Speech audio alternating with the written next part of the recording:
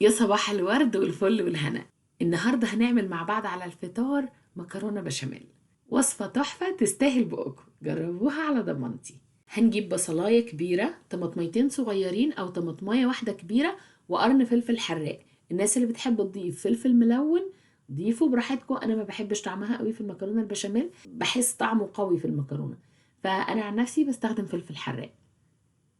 وهنحط توم، بس التوم هنحطه لما نحط اللحمة المفرومة. هقطع البصل حتت صغيرة وهحطه في نص معلقة سمنة أو زبدة مع شوية زيت.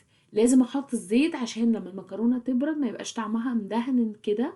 ولو حطيناها في التلاجة وحد بيحب ياكلها ساقعة، في ناس بتحب تاكل مكرونة تاني يوم ساقعة، يبقى طعمها مفهوش يعني مش فيهوش دهون كده وطعمه الزبدة والحاجات دي. فلازم الزيت عشان ما يخليش الزبدة تتجمد ولا يخلي الزبدة تتحرق واحنا بنعمل اكل. هحط البصل وهحط عليه ورقة لورا او ورقة غار، وهقلبهم شوية لحد ما البصلة تبدأ تتلون لون خفيف كده وتدبل سنة بسيطة.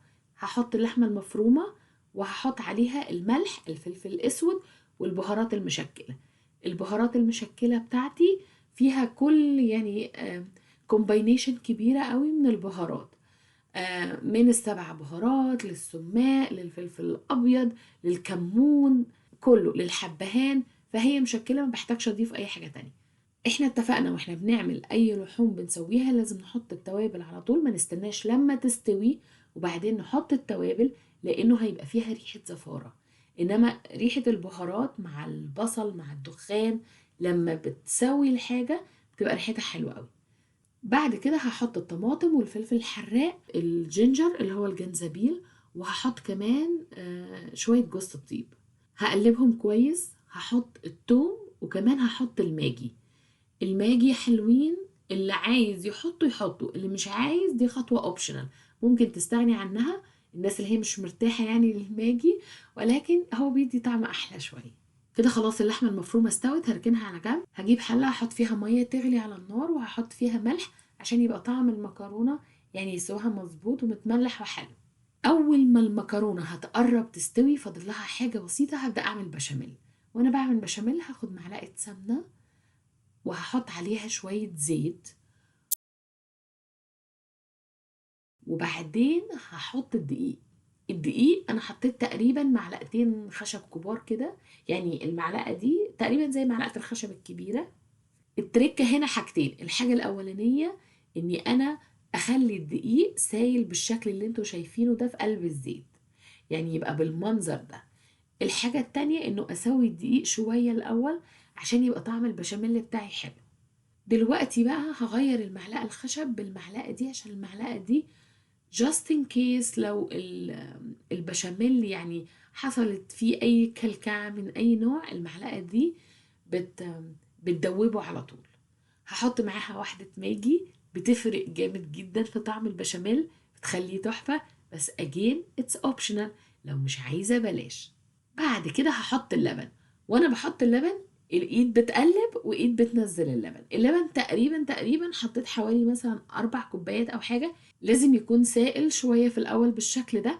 بعد كده هحط شوية ملح وفلفل اسود، وهقلب اقلب لحد ما يبقى القوام بتاعه يتقل شوية ويبقى كريمي. مش هستنى عليه لما يبقى حتت كده، لا هو بس يغلي غلوة غلوتين كده فبيبقى كريمي. لان انا هحطه في الفرن شوية فهيستوي حبة كمان في الفرن، هيبقى ممتاز. خلاص كده البشاميل خلص. هجيب الصينية ادهنها زبدة، وبعدين هحط تحت معلقتين كده او كبشتين بشاميل.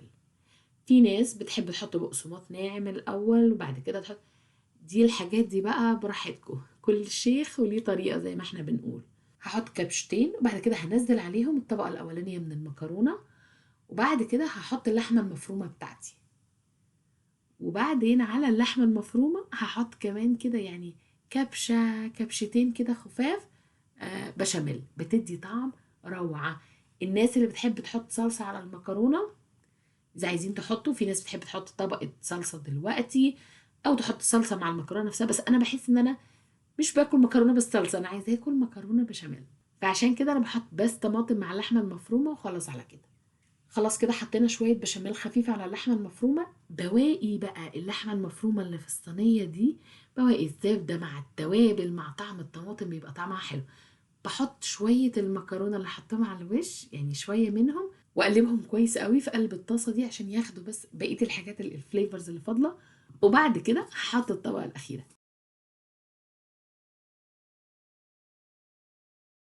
كده خلاص المكرونة بتاعتنا almost ready. فاضل لها آخر خطوتين، هنكسر بيضة وهنحط معاها شوية ملح وفلفل أسود، وهنقلبها نضربها جامد جامد جامد كويس قوي لحد ما يعني احس ان هي يعني اتفككت كده من بعضها خالص.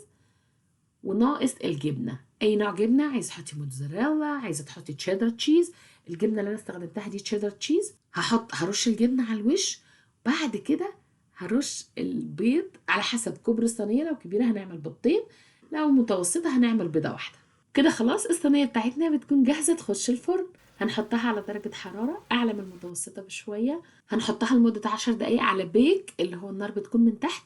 بعد كده هنقلب على برويل، اللي هو نشغل الشوايه. كده كده اوريدي هي بتكون خدت لون خفيف كده، بس احنا عشان نعمل اكسترا كولر واكسترا كرانش، تبقى طعمها كده من فوق كرانشي او كريسبي، يعني يبقى طعمها حلو.